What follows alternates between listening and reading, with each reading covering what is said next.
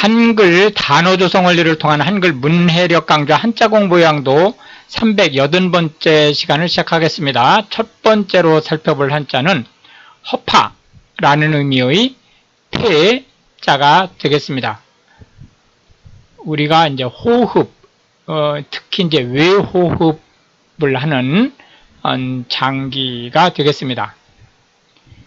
그래서 우리가 허파라고 하는 폐자는 하나, 둘, 셋, 넷, 다섯, 여섯, 일곱, 여덟 해서 총 8획에 해당하는 한자가 되겠습니다. 우리가 통상적으로 호흡이라고 하면 외호흡을 얘기하는 거죠. 그 외호흡을 하는 기관이다. 이렇게 보시면 되겠습니다. 폐에는 허파를 얘기한다. 폐부라고 하는 것은 허파 깊숙한 부분을 얘기하는 거고요. 이 말은 좀 더 확대돼서 마음속 깊이 있는 것, 마음속 깊이 숨겨놓은 얘기, 이런 것들을 폐부라고 얘기를 합니다. 폐렴이라고 하는 것은 폐에 균이 침투해서 생기는 질환을 얘기하는 거고요.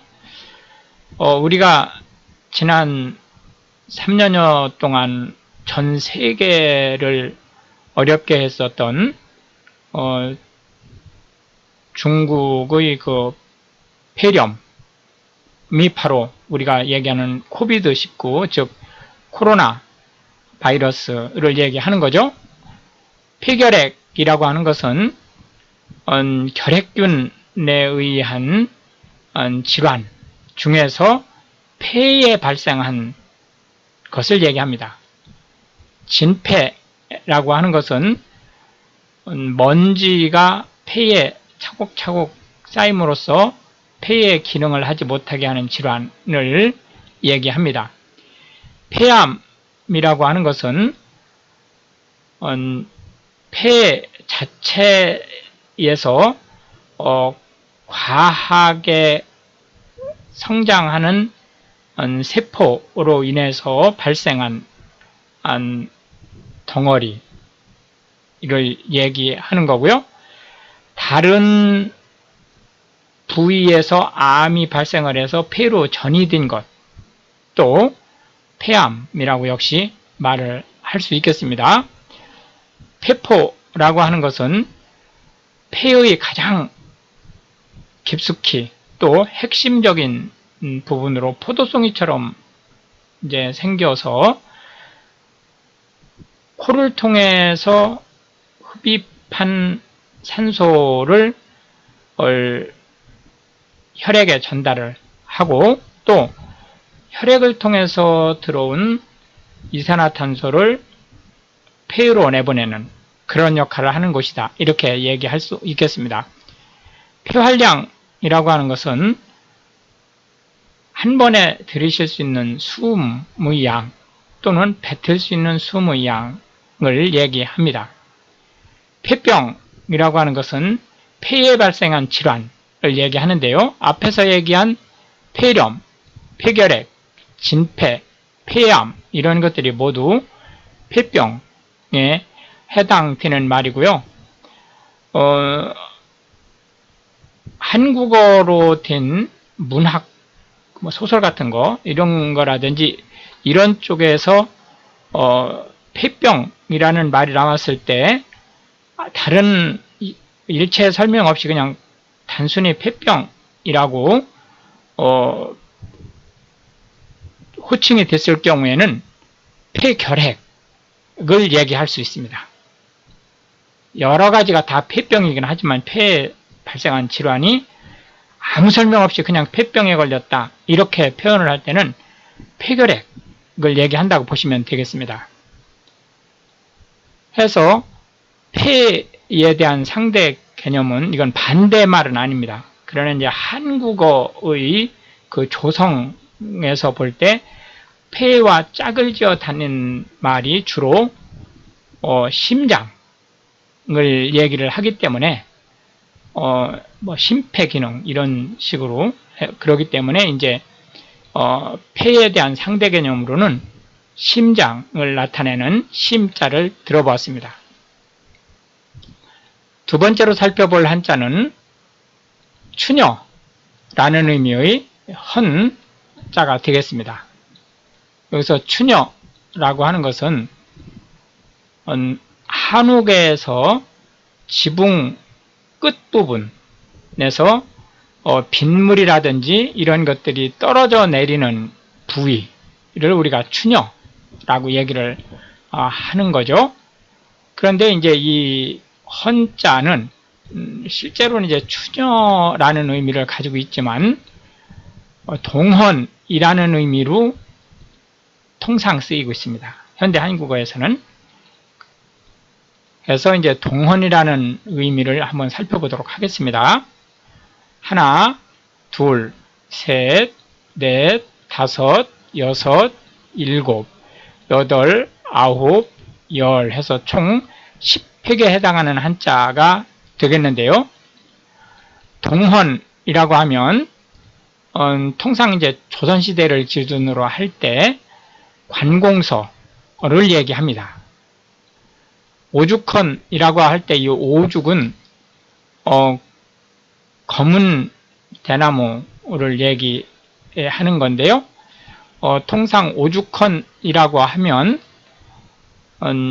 율곡 이이 선생이 태어나셨던 그 외가에서 태어나셨죠.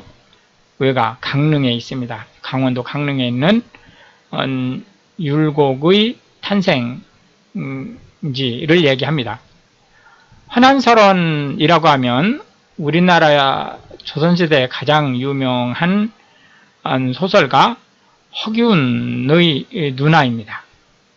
역시 환한설원도 장문에 뛰어난 그 소질을 보였던 여성이다. 이렇게 이제 보실 수 있겠습니다. 해서 헌이라는 의미가 관공서 건물을 뜻한다라는 점에서 그 상대 개념으로는 주택을 나타내는 가자를 살펴보았습니다.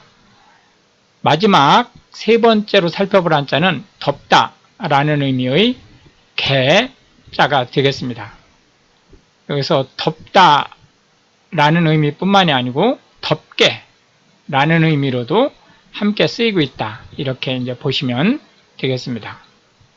해서 무엇인가를 감추다, 덮다라는 의미의 개자는 하나, 둘, 셋, 넷, 다섯, 여섯, 일곱, 여덟, 아홉, 열, 열하나, 열둘, 열셋에서 총 13획에 해당하는 한자가 되겠습니다. 무엇인가를 감추다, 덮다 라는 의미도 있을 뿐만 아니고 덮게라는 의미를 함께 가지고 있는 개자를 살펴보고 있습니다. 덮게 하면 천을 여기서 천은 직물이라는 의미가 아니고 냇깔이라는 의미죠. 그 냇을 뚜껑을 덮어서 그 위를 일종의 대지처럼 땅처럼 활용을 하는 그런 것을 복개라고 얘기를 합니다. 청계천도 복개가 됐었죠. 그랬다가 이제 뚜껑을 모두 제거해서 현재의 청계천으로 다시 복원을 시킨 상태입니다. 개연성이라고 하는 것은 통상적이고 합리적으로 볼 때 일어날 수 있는 가능성을 얘기합니다. 국외음화라고 할 때 이 국외라고 하는 것은 코와 입의 경계를 얘기합니다. 이때 이 국외음이라고 하는 것은 코와 입의 그 경계선을 통해서 발음되는 현상을 얘기하는데요. 디귿이나 또는 티귿이나 이런 것들이 뒤에 음가가 없는 모음과 만나서 지읒이나 치읓으로 바뀌는 현상을 얘기합니다. 굿이 가야만 하겠느냐라고 할 때 구디라고 발음되지 않고 구지 가야만 하겠냐 이렇게 발음을 하는 것, 또는 함께 하다라는 의미로, 원래는 같이라는 말이 함께 하다는 말이 아니고 똑같게 하다, 동일하게 하다라는 뜻인데, 현대 한국어에서는 같이라는 말이 함께라는 말로 쓰고 있습니다. 그럴 때 그 갓이를 가티 가다 이렇게 발음하는 게 아니고 같이 가다 이렇게 발음을 하죠. 이게 모두 국외어마에 해당된다 이렇게 보시면 되겠고, 연국에라고 하면 입천정을 보면 콧구멍으로 넘어가는 부위를 중심으로 해서 한 정 가운데쯤 있죠. 그 부위를 중심으로 해서 목구멍 쪽으로는 좀 부드럽죠. 부드럽다 해서 해서 연국에라고 얘기를 하는 거고, 경국에라고 하면 그 콧구멍이 시작되는 부위부터 앞니까지의 부위는 꼭 갈비뼈 같은 느낌을 받는 뼈로 구성되어 있죠. 그래서 딱딱하다 해서 경국에 이렇게 얘기를 합니다. 슬개골이라고 하는 것은 무릎 앞에 이렇게 만져보면 조금 다리를 좀 뻗고 만져보면 좀 약간 동글동글한 뼈가 잡히죠. 그 가운데 부분을 얘기합니다.